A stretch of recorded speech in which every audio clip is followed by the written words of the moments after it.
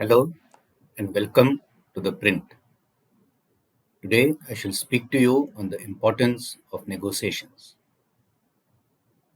The world is embroiled in seemingly intractable conflicts. The civil war in Myanmar in its third year, the Ukraine war close to entering its third year, and the Israeli operations in Gaza ongoing for 3 months. If there is one thread that is common to all, it is that there seems to be no end in sight.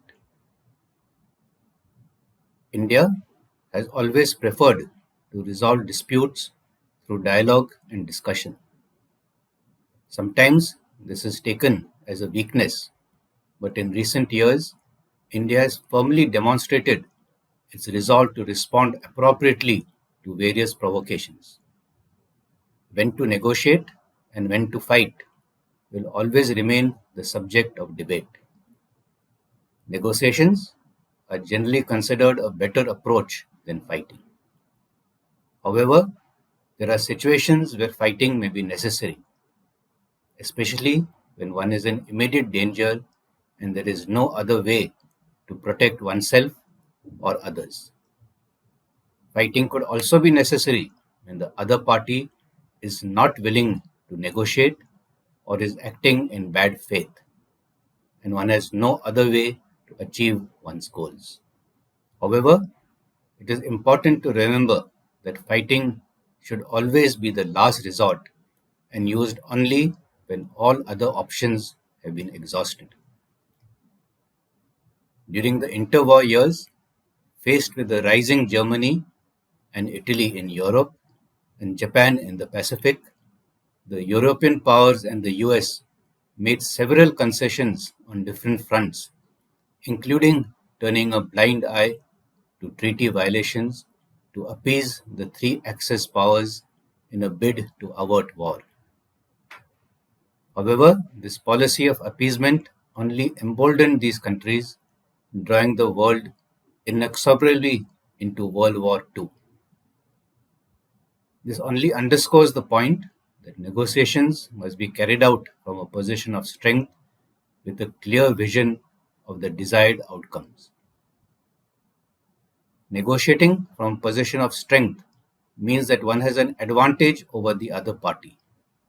To build that advantage, one must prepare thoroughly by in-depth research into the other party's interests, goals, and priorities, and identify one's own strengths and weaknesses.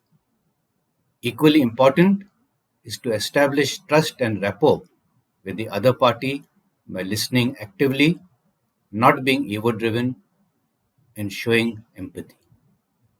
To be successful, one must focus on interests, not positions, and identify the underlying interests of both parties and look for ways to create value for both sides.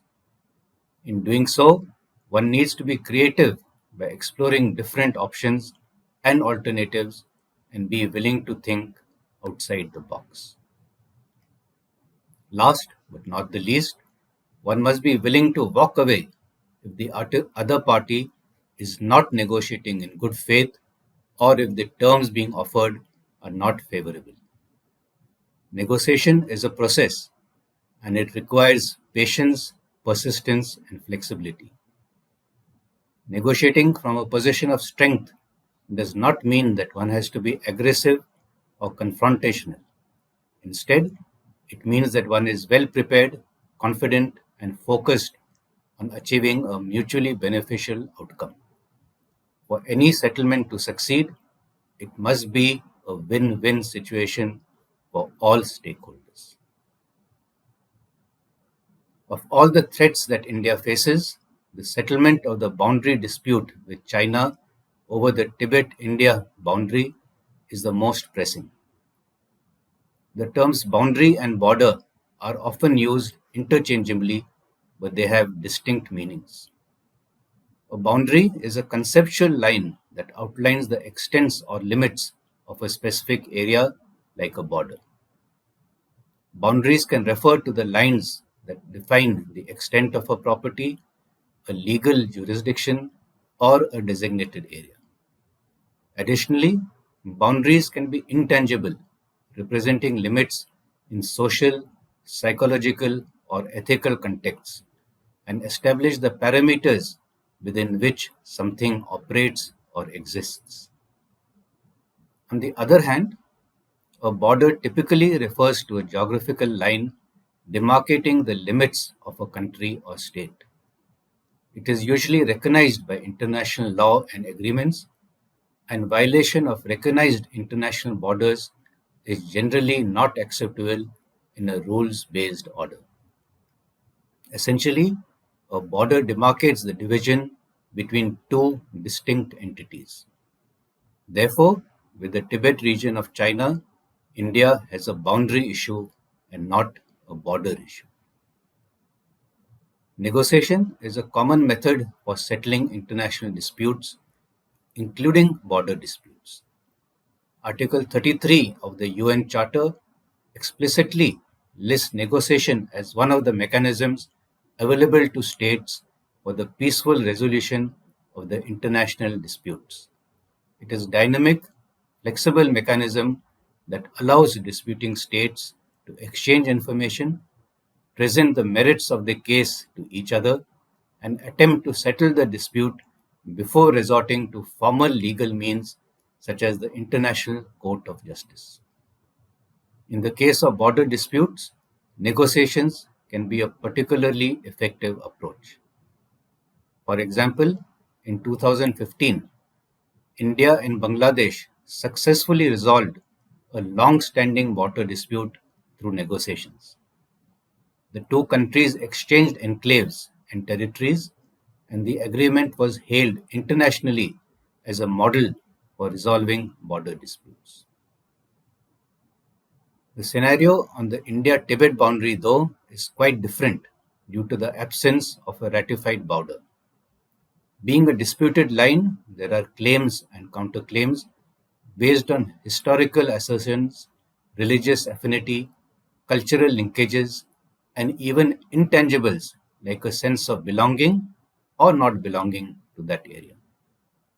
This last factor is an emotive one which could override all other considerations, as was evident when the UK voted in favor of Brexit. Coming back to the Ukraine conflict, Russian President Vladimir Putin has indicated that he is not averse to a ceasefire, and the US too has suggested that Ukraine may consider ceding some territories in the larger interest of bringing a halt to the hostilities.